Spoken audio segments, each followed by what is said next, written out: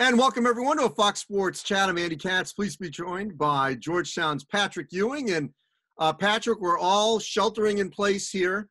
What's been keeping you busy during the lockdown? My kids, Zoom classes with them, my Zoom calls with recruits, watching film over the Zoom. Whenever it's a nice day, I try to go for a walk or a ride. Just trying to keep myself from going crazy. So with your players, and I've been talking to players around the country, not everyone is fortunate enough to even have a hoop in front of their house. How are your players able to work out, whether it's just, running, weight training, or even with a basketball in their hands, especially if they don't have access to a hoop? Well, first of all, right now it's not that important for them to be working out, especially shooting, because you usually give your body some time after the season to just recuperate. Guys who have been hurt give their body some time to heal. Then others, you just give them some time for their bodies to just naturally, take a breather. So at some point, and we've already sent them some bands and things like that for them to, once we want them to start doing some band workouts. But in terms of shooting, once things start opening up and they're able to either go to a park, a playground by their house, or their local gym that they can get shots up at, then guys will start doing that. All right, so the season was sort of all over the map. There were some great moments. I was at one of them. Certainly your win at Butler.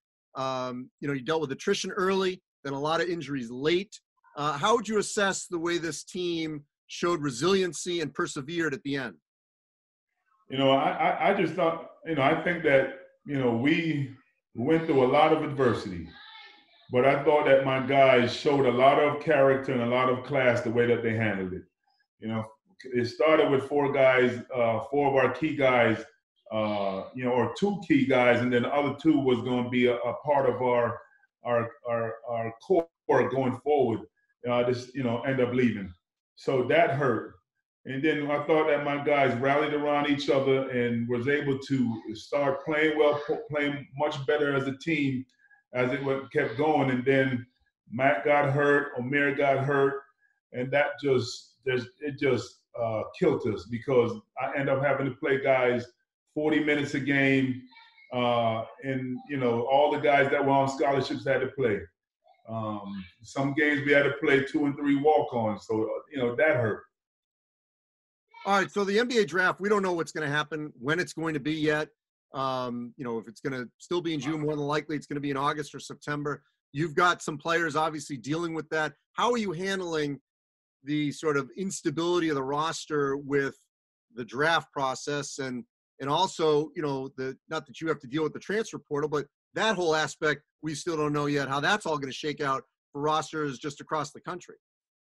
Well, in terms of the NBA, Omer York-7 is not going to come back. He says he's going to stay in the draft. He could have come back for one more year, but he decided to stay in the draft. Both Matt McClung and Jamarco Pickett decided to test the waters, and I think both of them, they've told me that both of them will be coming back. So in that part of it, we know Omer is not going to be back. He was a great integral part of our team, but we feel that both Qudus Wahad and Timothy Ego Hefe will be able to step in and fill those shoes. We definitely Mac and Jamarco, they're also a significant part of our team, and we're happy that they'll be coming back, and we're looking for better years. With the nucleus of guys that we have coming back and the new guys that we have coming in, we should have a pretty good team. All right, so I got to shift to what certainly everyone is talking about, which is The Last Dance. You are featured a couple of times as certainly one of the opponents.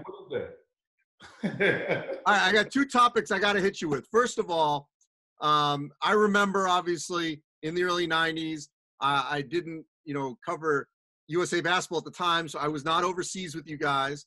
But I remember everyone talking about those practices and those games within the Dream Team, certainly in Monte Carlo.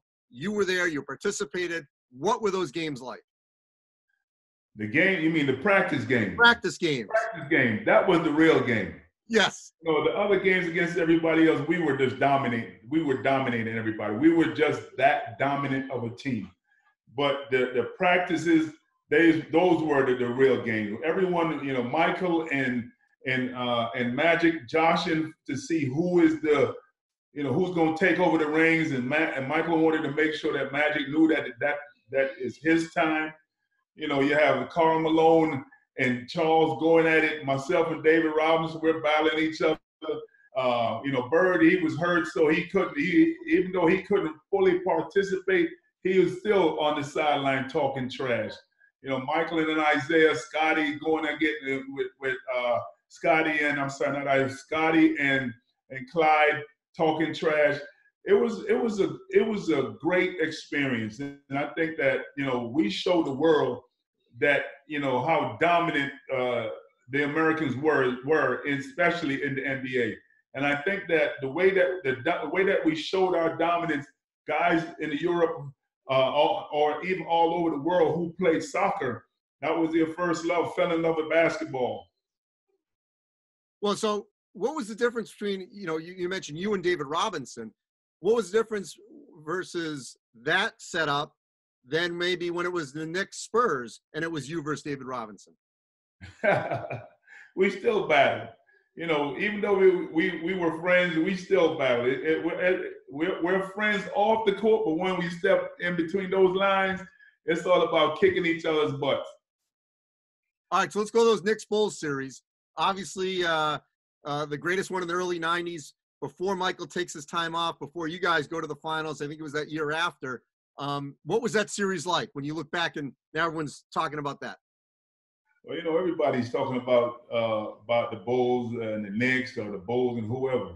But we had some great games. And, you know, when you're in it, when you're the one that's competing against Michael, you can't worry about or even be in awe of him.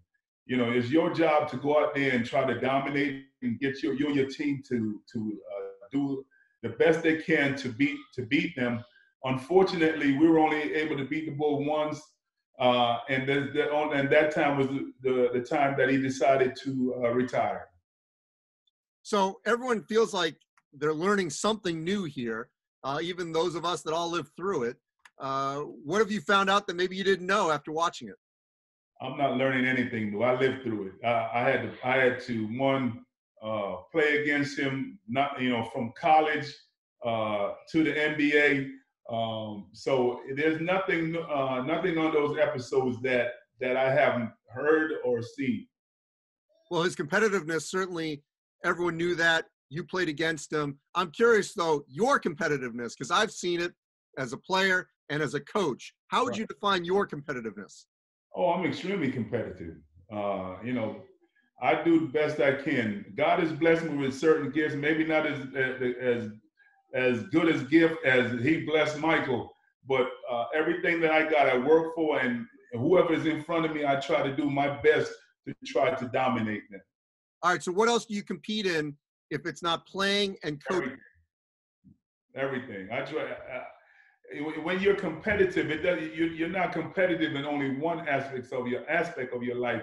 You're competitive in everything. You know, walking up the steps, who's gonna get there first? Who's gonna get to the remote the quickest? Who's gonna sign this other guy the quickest? So, you know, when you're competitive in everything. Well, Patrick, I appreciate you reminiscing with me here. Georgetown certainly looks like it'll be a team that'll be in the thick of the race next season in the Big East. Hopefully, we have the season we all want and pray for here. And I just, more than anything, stay safe, and we'll talk soon. Yes, you stay safe also, and all your viewers and everybody stay safe as well. And I'm looking forward for when basketball finally returns. Thanks, Patrick. My pleasure. For the best access, perspective, and personalities in all of sports, follow us at Fox Sports on Twitter, Facebook, Instagram, and YouTube.